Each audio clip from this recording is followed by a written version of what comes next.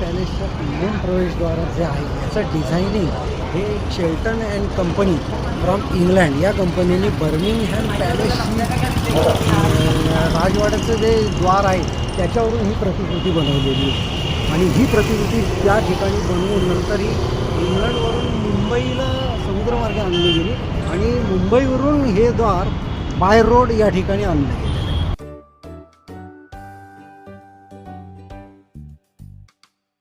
नमस्कार मित्रांनो, पुन्हा एकदा वॉक हेरिटेज या चॅनलसाठी आपले सर्वांचे स्वागत. आज आपण इंदोर या शहरातील होळकर घराण्यातील मल्हारराव होळकर यांचे वंशज तुकोजीराव होळकर यांचा लालबाग पॅलेस पाहण्यासाठी आलेलो आहोत. आता आपण इथून आतमध्ये आता आपण पॅलेसच्या आतमध्ये प्रवेश करतोय. या ठिकाणचं पहिल्यांदा मार्बलचं जे शिल्पकाम आहे हे शिल्पकाम अतिशय उत्तम आहे. हे इंग्लंडमधल्या मार्टिन अँड कंपनी चेल्टनहॅम या कंपनीकडून तयार करून घेतलं गेलेलं होतं.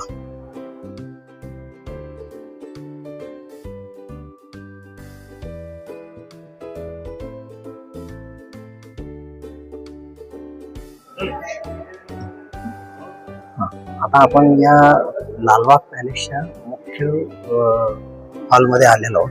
या हॉलमधील शिल्पकाम आणि नक्षीकाम जे आहे हे सोनेरी रंगात प्युअर सोन्याच्या गोल्ड मध्ये हे केलेलं तुम्हाला दिसून येतं.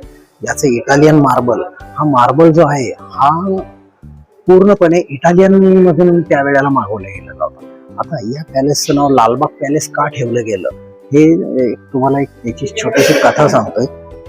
हा पॅलेस सरदार तुकोजीराव होळकर यांनी 1886 रोजी हा पॅलेस बांधावयास घेतला.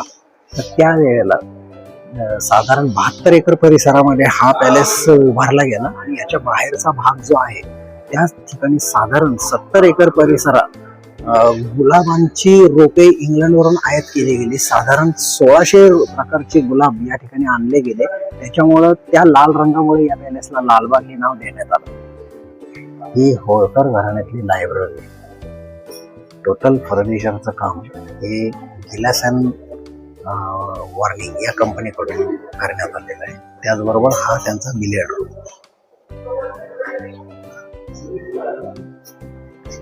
बिलियर्डचा रूम. येस. राजघराण्यातील स्त्रियांचं डायनिंग रूम. अत्यंत उत्तम बारीक नजाकतीने केलेलं संगमरवरी मार्बलचं कोरीव काम. किती सुंदर बघा. Maintain 141 years old.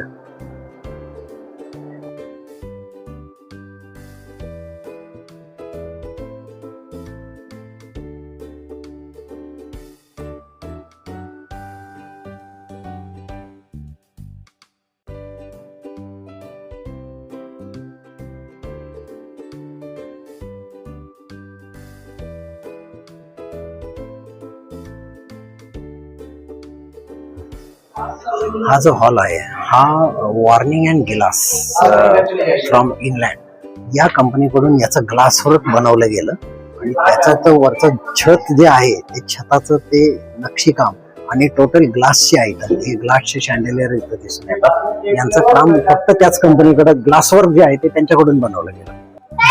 Yashwantrao Holkar जे आहेत प्रिन्स त्यांनी 1923 मध्ये हा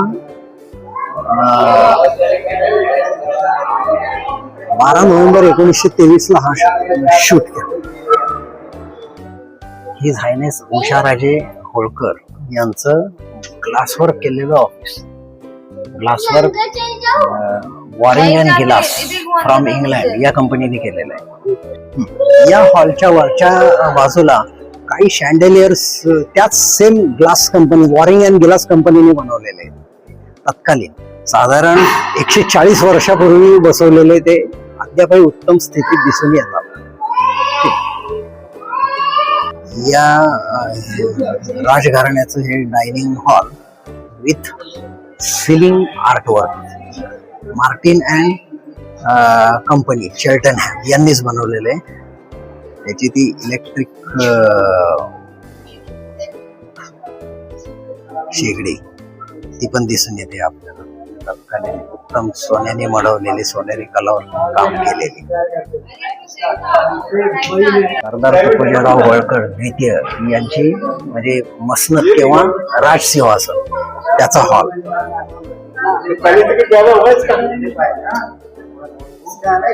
सिलिंग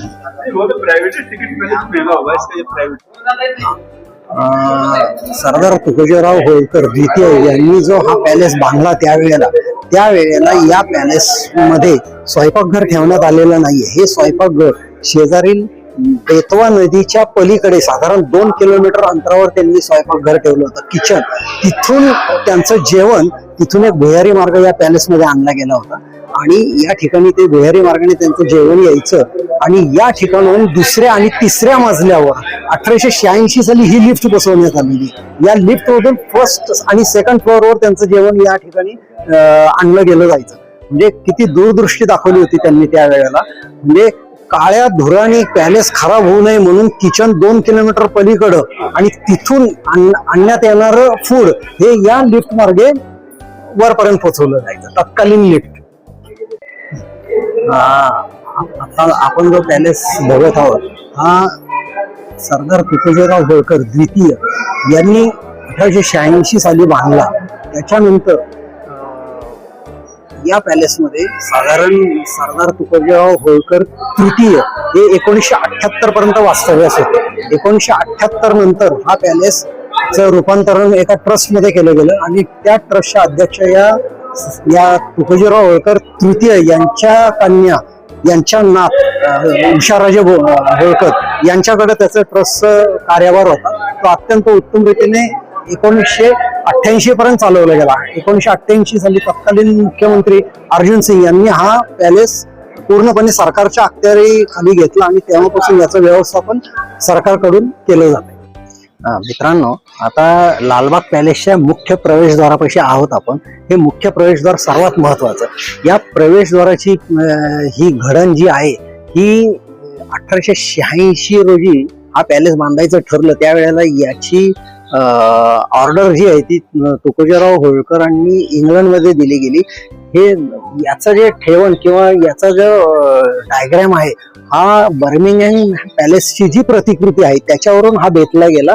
नंतर हे द्वार इंग्लंडवरून मुंबईला आणलं गेलं समुद्रमार्गे. त्याच्यानंतर मुंबईवरून हे द्वार इंदोरला बाय रोड या ठिकाणी आणलं गेलं. त्याच्यामुळे याच्यावर हे 2 पिलर्स आणि त्या दाराची प्रतिकृती ही त्याचीच एक झलक या ठिकाणी आपल्याला पाहायला मिळते. साधारण 140 इयर्स ऑफ ओल्ड हे मुख्य प्रवेशद्वार. आतमध्ये इथून एंट्री केल्यानंतर आपण त्या साधारण 45 खोल्या फर्स्ट, सेकंड आणि थर्ड फ्लोअर याच्यामध्ये मिळून या आहेत. त्याच्यामध्ये विविध कक्ष आहेत. Dining room, ball room, library room, classroom वगैरे वगैरे, काउन्सिलिंग रूम वगैरे वगैरे.